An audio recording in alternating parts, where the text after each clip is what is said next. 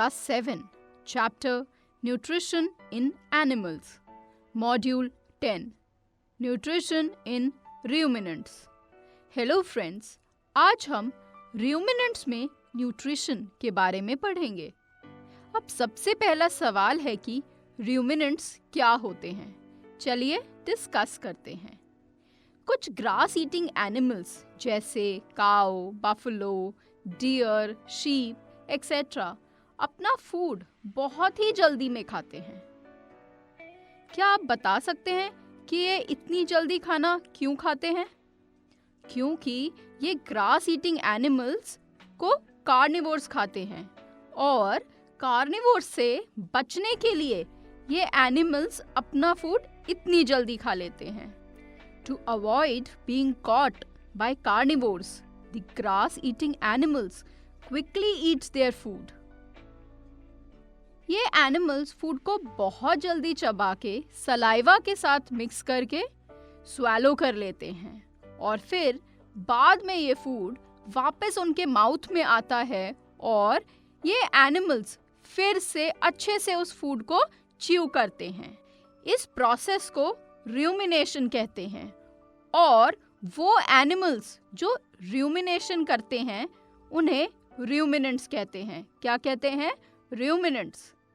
Some animals chew and swallow the food quickly and then return it to the mouth for thorough chewing.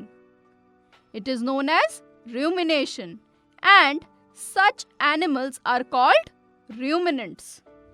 So friends, आपको समझ आया कि rumination और ruminants क्या होते हैं? Good. अब हम बात करते हैं इन ruminants में न्यूट्रिशन की। रूमिनेंट्स का स्टमक 4 चेम्बर्स में डिवाइडेड होता है। ये चेम्बर्स हैं रूमेन, रेटिकुलम, ओमेसम और abomasum. The stomach in ruminants is divided into 4 chambers, that is rumen, reticulum, omasum and abomasum.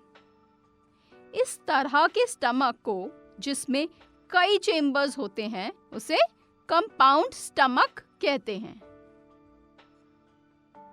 जब ये एनिमल्स फूड स्वैलो करते हैं तो सबसे पहले फूड रूमन में जाता है। रूमन फर्स्ट और सबसे बड़ा चेम्बर है। यहाँ फूड पार्शियली डाइजेस्ट हो जाता है। The swallowed food goes into the first and the largest chamber, rumen, where it is partially digested. इस partially digested food को cud कहते हैं। क्या कहते हैं? Cud.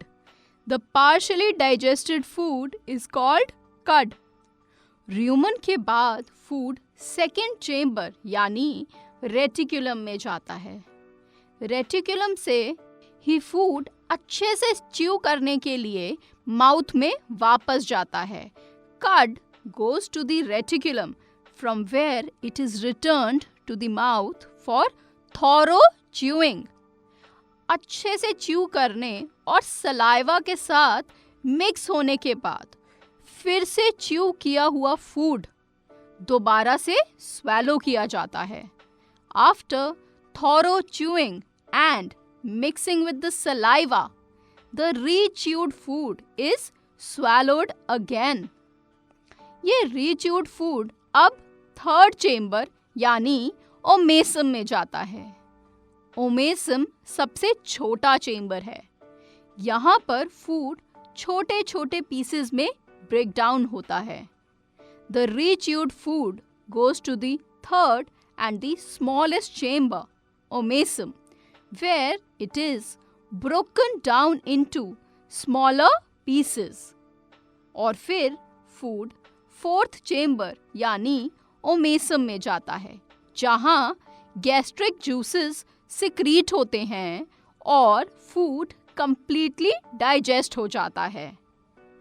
और इस तरह से एबोमेसम में डाइजेशन की प्रोसेस कंप्लीट होती है। The food enters the fourth chamber, abomasum, where gastric juice is secreted and digestion is completed. Digestion complete होने के बाद क्या होता है? Digestion के बाद digested food अब small intestine में जाता है और absorb होता है. The digested food is passed to the small intestine where it is absorbed. और फिर undigested food large intestine से पास होकर बॉडी के बाहर रिमूव हो जाता है. Undigested food passes through the large intestine and then removed from the body. समझ आया ना फ्रेंड्स कि ruminants को न्यूट्रिशन कैसे मिलता है? गुड. चलिए आगे पढ़ते हैं. फ्रेंड्स, ग्रास में एक कार्बोहाइड्रेट होता है सेल्यूलोज. ruminants के rumen में कुछ बैक्टीरिया प्रेजेंट होते हैं जो सेल्यूलोज के डाइजेशन में हेल्प करते हैं. इन ruminants, some bacteria are present in the rumen that help in the digestion of cellulose. Horse और रैबिट जैसे एनिमल्स में एक लार्ज स्ट्रक्चर जिसे सीकम कहते हैं प्रेजेंट होता है. सीकम ईसोफेगस और स्मॉल इंटेस्टाइन के बीच में प्रेजेंट होता है. सीकम में बैक्टीरिया के एक्शन से सेल्यूलोज डाइजेस्ट हो जाता है. Animals like horse and rabbit have a large structure called caecum between the esophagus and the stomach. Action of some bacteria digest the cellulose in the cecum. Human beings में cecum और ये bacteria present नहीं होते, इसीलिए हम cellulose को digest नहीं कर सकते. Human beings cannot digest cellulose due to the absence of cecum and cellulose digesting bacteria. So friends, I hope आपको ruminants में digestion की process अच्छे से समझ आ गई है और human beings क्यों cellulose digest नहीं कर सकते ये भी समझ आ गया है. चलो अब इस मॉड्यूल के मेन पॉइंट्स रिवाइज करते हैं. सबसे पहले हमने बात की थी rumination और ruminants की. Some animals chew and swallow the food quickly and then return it back to the mouth for thorough chewing. It is known as rumination, and such animals are called ruminants. Next, हमने बात की थी ruminants में digestion की. The stomach in ruminants is divided into 4 chambers, that is, rumen, reticulum, omasum and abomasum.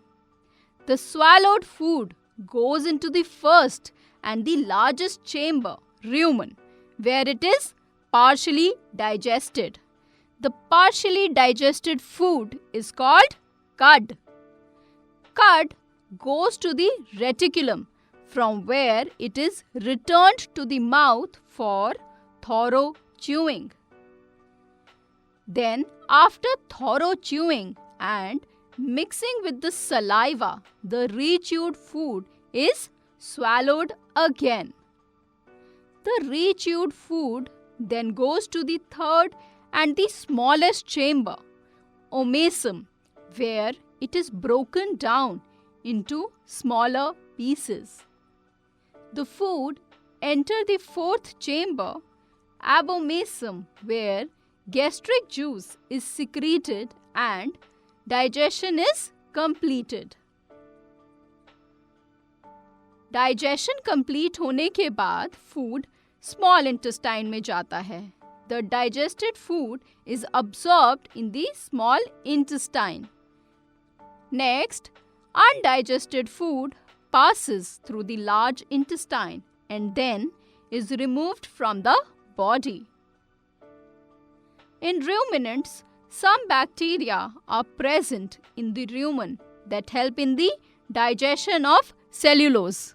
फिर friends हमने बात की थी सीकम की जो सेल्यूलोज की डाइजेशन में हेल्प करते हैं.